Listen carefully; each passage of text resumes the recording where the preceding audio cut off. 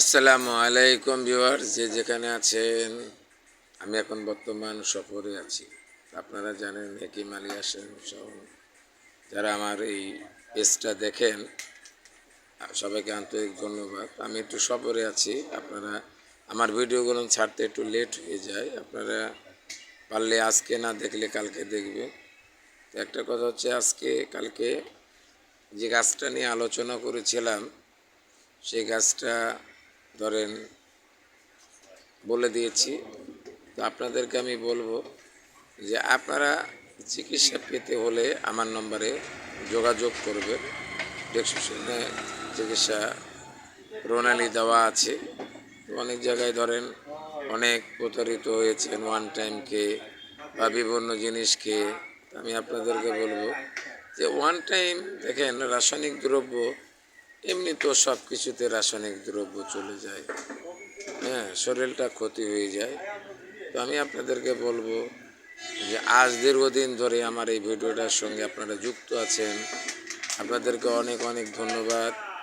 আমি আপনাদেরকে বলবো যাদের হাড়ের কমপ্লেক্স এবং লস হয়ে গেছে, আমি আপনাকে বলবো তারা অর্জুন সাল এক গ্লাস ভিজিয়ে আপনারা সুন্দর করে সামায় আপনি বিকালবেলা দুধের সঙ্গে সেবন করবেন। এরকমভাবে 2 মাস যদি সেবন করতে পারেন অত্যন্ত ভালো।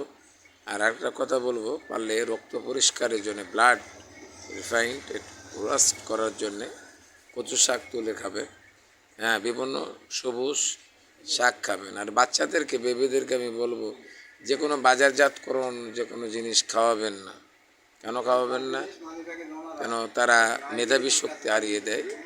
যদি এই যে সেরিলাক খাওয়ান বা দুধ খাওয়ান ইত্যাদি খাওয়ান, হ্যাঁ, বাজারে কৌটার দুধ, এগুলো কিন্তু বাচ্চাদের মেধা, স্বাস্থ্যহীনতা অনেক কিছু ক্ষতি করে। হ্যাঁ, তো আমি আপনাদেরকে বলবো, আমি একজন পাস করা ধরেন হেকিম, আমার কথাবার্তার আপনারা বুঝতেন। অনেকজন কমেন্ট করেন, খুলনা থেকে কমেন্ট করেছেন যে আমার স্বাস্থ্য অবনতি। দেখুন, আপনি বিবাহিতা না অবিবাহিতা এটা লেখেন না। যদি বিবাহিতা লেখেন, বিবাহ করে যদি থাকেন, ম্যারেজ নান ম্যারেজ এটা বলবেন। না বললে তো আমি আপনার প্রশ্নের উত্তর দিতে পারবো না। লালমনিহাট থেকে সাইদুল ভাই আপনি কমেন্ট করেছেন যে আমি স্ত্রী সক্ষমতা বা দুর্বলতা। দেখুন কেমন দুর্বলতা, কতটুক টাইম, এগুলান আপনি আমার ফোন নম্বর দেওয়া আছে ডিসক্রিপশনে, আপনি ফোন নম্বরে ফোন করে আমার কাছে জেনে নেবেন। আর আপনাকে বলবো যে জনরোগের ঔষধ দেখুন আয়ুর্বেদিক, হ্যাঁ, ছাড়া আপনি কোথাও চিকিৎসা নিয়েও যদি থাকেন, যেখানে ভালো পাবেন সেখানে চিকিৎসা নেবেন। তো চিকিৎসার অনেক পদ্ধতি, বিজ্ঞান অনেক পদ্ধতি আছে। তো আমি আপনাদেরকে বলবো এই বৈজ্ঞানিক পদ্ধতি যে কোনো নেন না কেন, কিন্তু চিন্তা ভাবনা করে ভালো একজন পাস করা জনবিশেষজ্ঞর কাছে যাবেন। তারা বলে দেবে 3টা উপায়। একটা অপারেশন, 2 নম্বর হচ্ছে ইঞ্জেকশন, 3 নম্বর হচ্ছে ঔষধ। আমি বাইরে বসে বসে দাদা ভিডিও করছি, আমি স্টুডিওর ভিতরে নাই, যেহেতু আমি আপনাদেরকে বলেছি যে আমি এখন সফরে আছি। আমি ঈদের ধরেন 7-8 দিন বাসায় যাব, স্টুডিওতে আবার দেখতে পাবেন। আর আমি 24 তারিখে লাইভ পাবো 1 ঘন্টা, রাত্রি 8টার পরে আমি লাইভ করব। আপনারা সবাই সংযুক্ত হবেন। হ্যাঁ, আপনাদের এই লাইভে কমেন্ট করবেন, শেয়ার করবেন, লাইক করবেন। আমি আপনাদেরকে এই লাইভের মাধ্যমে অনেক কিছু বলবো, কিন্তু লাইভ তো সহজে পাওয়া যায় না দাদা। যেহেতু এই লাইভটা পেতে হলে আমাকে যেহেতু কমেন্ট পাঠাইতে হয়, দরখাস্ত পাঠাতে হয়, তারপরে আমাকে লাইভ দেয়। তা আমি আপনাকে বলবো, আপনারা যারা দেখে আছেন আর হিন্দুস্তানে যারা দেখতেছেন অনেক ধন্যবাদ। অনেকজন কিন্তু হিন্দুস্তানে যারা ওয়েস্ট বেঙ্গলে ঘুরেছেন, আমার প্রোডাক্ট খেয়েছেন, আপনাদেরকে অনেক ধন্যবাদ জানাই।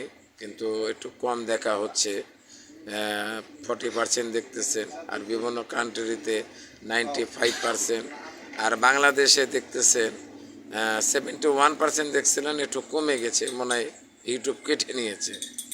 তাই বেশি বেশি করে দেখেন।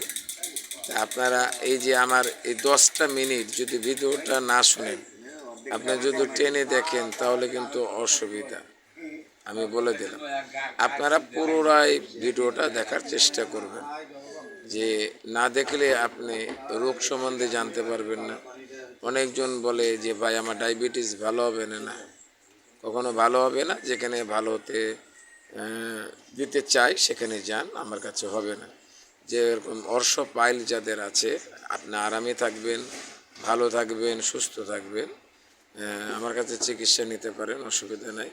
আর মেয়েদের আপনার মেয়েদের যাদের ব্রেস্ট ক্যান্সার আছে বা ব্রেস্ট টিউমার আছে, স্বামী স্ত্রী উভয় পক্ষে আসবেন, আমি একটা সুন্দর চিকিৎসা দিয়ে দেবো, ইনশাল্লাহ লাভবান হবে। আর যে মেয়েদের বাচ্চা হচ্ছে না 1 হইতে 10 বছর, যদি আপনি এমার্জেন্সি করে থাকেন তাহলে আসবেন না, অনুরোধ। আসলে আপনি লস খাবেন। আমি যাহা বলি সেটা বাস্তবিত বলি। আমার ফিল্ম তো একটা ছাড়া হয়নি, আমার বহুত শত শত ফিল্ম ছাড়া হয়েছে। আপনারা দেখেন, যেখানে পাবেন সেখানে দেখবেন।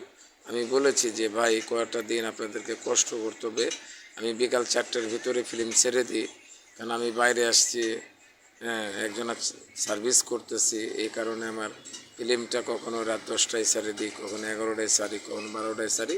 আপনারা আজকের ফিল্মটা কালকে দেখার চেষ্টা করবেন, কিন্তু বেশি বেশি লাইক করবেন, বেশি বেশি কমেন্টস করবেন। আজকে বেশিক্ষণ কথা বললাম না। আসসালামু আলাইকুম, আল্লাহ হাফিজ।